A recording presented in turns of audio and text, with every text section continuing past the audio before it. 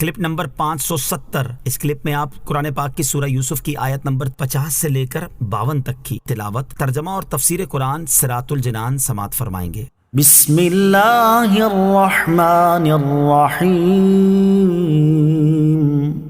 اللہ کے نام سے شروع جو نہایت مہربان رحمت والا ہے۔ وقال الملك ائتوني به فلما جاءه الرسول قال ارجع إلى ربك فاسأله ما بال النسوة اللاتي قطعن أيديهن إن ربي بكيدهن عليم۔ ترجمہ، اور بادشاہ نے حکم دیا کہ انہیں میرے پاس لے آؤ۔ جب ان کے پاس قاصد آیا تو یوسف نے فرمایا اپنے بادشاہ کی طرف لوٹ جاؤ، پھر اس سے پوچھو کہ ان عورتوں کا کیا حال ہے جنہوں نے اپنے ہاتھ کاٹے تھے، بے شک میرا رب ان کے مکر کو جانتا ہے۔ وقال الملك، اور بادشاہ نے حکم دیا۔ تفسیر صراط الجنان میں ہے، ساقی جب حضرت یوسف علیہ السلام سے یہ تعبیر سن کر واپس ہوا اور بادشاہ کی خدمت میں جا کر تعبیر بیان کی، بادشاہ کو یہ تعبیر بہت پسند آئی اور اسے یقین ہوا کہ جیسا کہ حضرت یوسف علیہ السلام نے فرمایا ہے ضرور ویسا ہی ہوگا۔ بادشاہ کو شوق پیدا ہوا کہ اس خواب کی تعبیر خود حضرت یوسف علیہ السلام کی زبان مبارک سے سنیں۔ چنانچہ اس نے حکم دیا کہ حضرت یوسف علیہ السلام کو میرے پاس لے آؤ تاکہ میں ان کی زیارت کروں، کیونکہ انہوں نے خواب کی اتنی اچھی تعبیر بیان کی ہے۔ جب قاصد حضرت یوسف علیہ السلام کے پاس آیا اور اس نے حضرت یوسف علیہ السلام کی خدمت میں بادشاہ کا پیام عرض کیا تو آپ نے فرمایا اپنے بادشاہ کی طرف لوٹ جاؤ، پھر اس سے درخواست کرو کہ وہ تفتیش کرے کہ ان عورتوں کا کیا حال ہے جنہوں نے اپنے ہاتھ کاٹے تھے، بے شک میرا رب عز و جل ان کے مکر کو جانتا ہے۔ یہ آپ علیہ السلام نے اس لیے فرمایا تاکہ بادشاہ کے سامنے آپ کی براءت اور بے گناہی ظاہر ہو جائے اور اس کو یہ معلوم ہو کہ یہ لمبی قید بلا وجہ ہوئی، تاکہ آئندہ حاسدوں کو الزام لگانے کا موقع نہ ملے۔ اس سے معلوم ہوا کہ تہمت دور کرنے میں کوشش کرنا ضروری ہے۔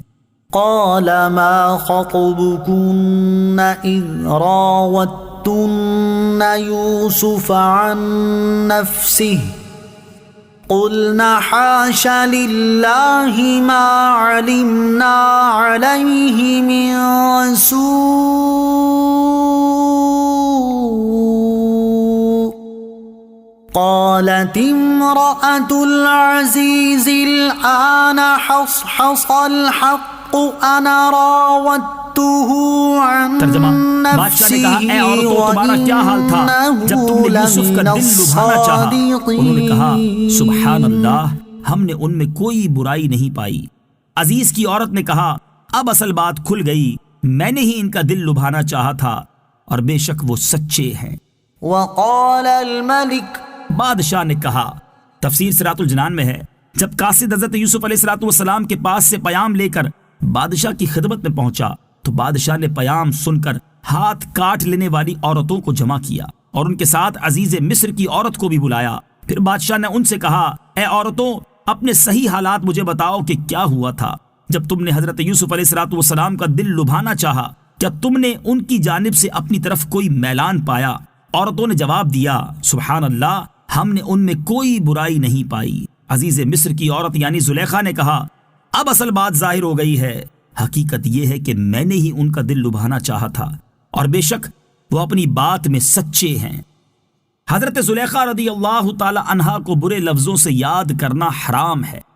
یاد رہے اس آیت میں حضرت زلیخا رضی اللہ تعالی عنہا کی توبہ کا اعلان اللہ تعالیٰ نے فرما دیا، کیونکہ انہوں نے اپنے قصور کا اعتراف کر لیا اور قصور کا اقرار توبہ ہے۔ لہٰذا اب حضرت زلیخا رضی اللہ تعالی عنہا کو برے لفظوں سے یاد کرنا حرام ہے، کیونکہ وہ حضرت یوسف علیہ السلام کی صحابیہ اور ان کی مقدس بیوی تھی۔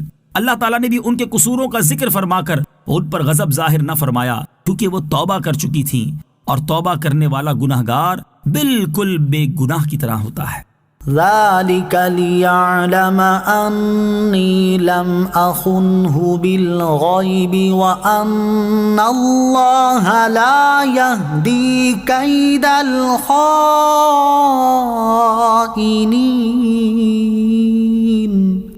ترجمہ، یوسف نے فرمایا یہ میں نے اس لیے کیا تاکہ عزیز کو معلوم ہو جائے کہ میں نے اس کی عدم موجودگی میں کوئی خیانت نہیں کی، اور اللہ خیانت کرنے والوں کا مکر نہیں چلنے دیتا۔ ذلك یہ تفسیر صراط الجنان میں ہے۔